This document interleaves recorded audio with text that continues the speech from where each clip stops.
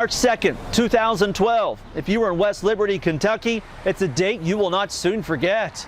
That's when a deadly EF3 twister with peak wind gust of up to 140 miles per hour carved a path of destruction right behind me here.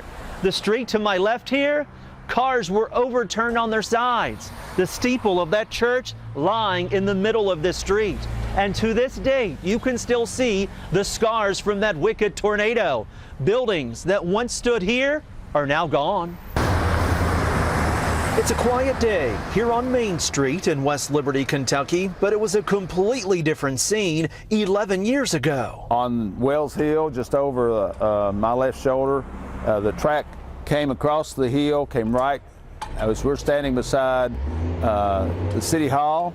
It came right through the part of the town where City Hall is and traveled up 460 east. Mark Walter has called this town home since he was 6 years old. It magnified who we are by pulling together, working together, and being neighbors. Walter is now on the West Liberty City Council. We keep emphasizing be aware of this time of year and being prepared for any storm warnings or any weather changes because we've been there, we know. And we'll never forget. The buildings that were destructed either have been rebuilt, remodeled, and replaced.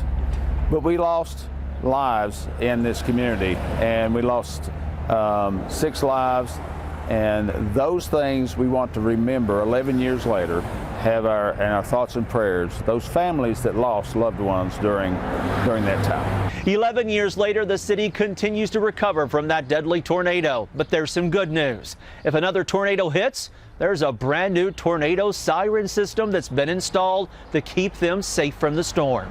On location in West Liberty, Kentucky, I'm meteorologist Jason Lindsay, WKYT.